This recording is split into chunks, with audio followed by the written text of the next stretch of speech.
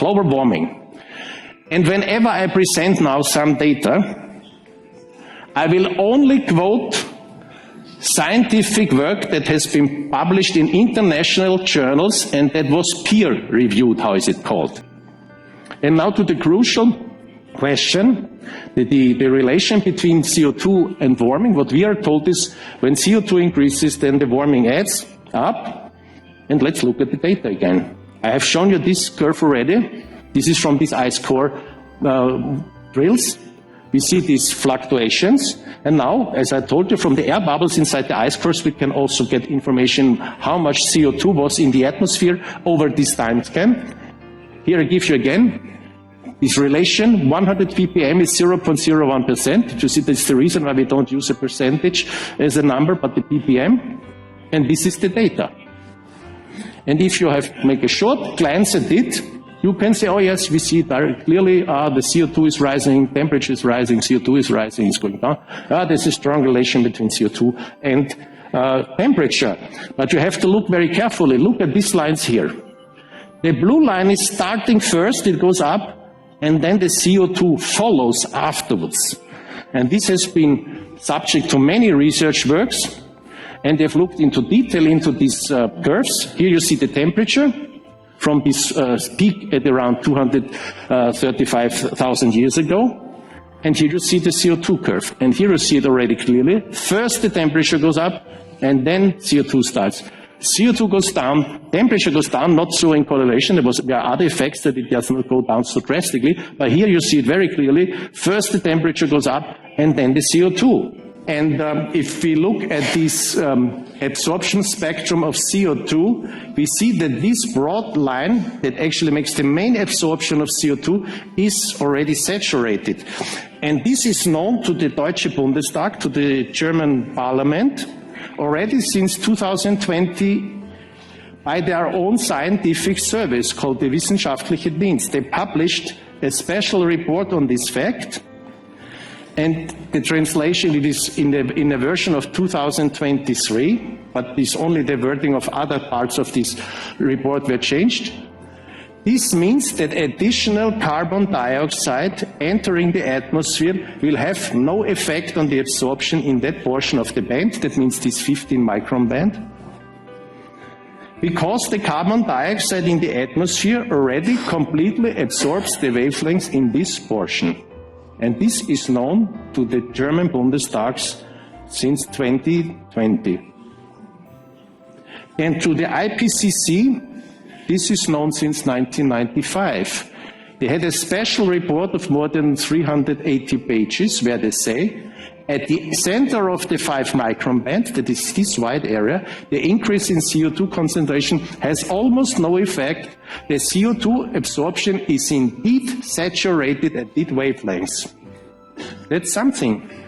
You know it since 1995. Actually, the physicists that are working with spectra knew it even longer time. But this is officially in their report from 1995. And now we have looked, at the individual gases, but in the atmosphere all these gases are mixed. So we now, it's from the same work.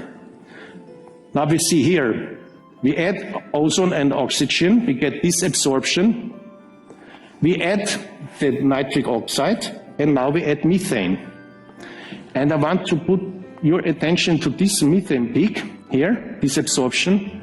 If we go back, at exactly the same point there is an absorption peak of nitric oxide. And this nitric oxide roughly absorbs 70%, and this peak absorbs 80%.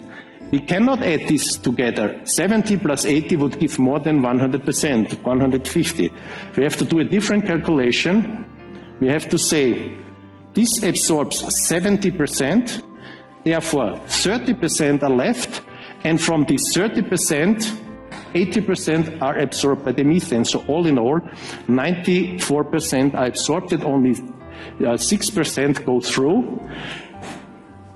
This is the combined effect of these two gases, and it is not, we can calculate it the other way around. For the light, it is completely indifferent to which gas absorbs it. Once it's absorbed, it's not in the light beam anymore.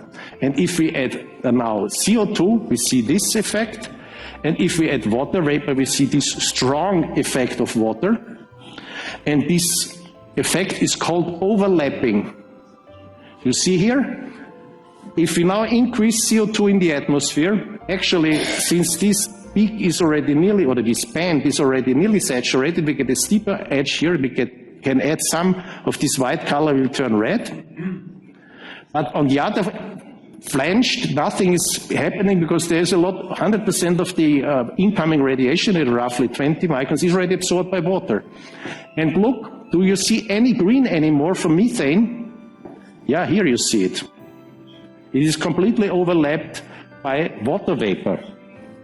And now this is just the potential of the atmosphere to absorb light, and now we have to factor in at which wavelengths is actually light entering the atmosphere. And I showed this already to you.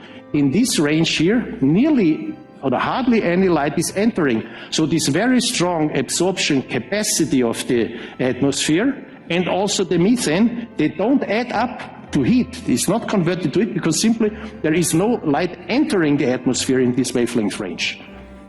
And the overall effect now is this. This is the light going into the atmosphere, and this is the light going through the atmosphere. And in all places where you see the white, there is light not present anymore. That is converted to heat, and you see this drop is from this peak here, from this oxygen peak, and these strong drops are from these water peaks. And here you see this white area, that is all of the light that does not exist anymore, therefore it's converted to heat. This comes from this huge water band, and on this side you have the combination of the water band and the CO2. This gives this very sharp drop here. And this one from the oxygen, you see this drop here. And now you can ask yourself again, what happens if we add CO2 to the atmosphere? More or less nothing. Where should it come from?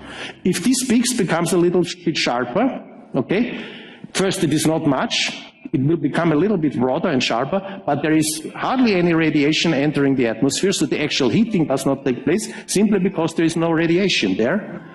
And also you see the nitric oxide, there's a strong peak here, it's a narrow peak but strong, but again this is in a range where there is no radiation entering the atmosphere, so the contribution of nitric oxide is zero, more or less zero.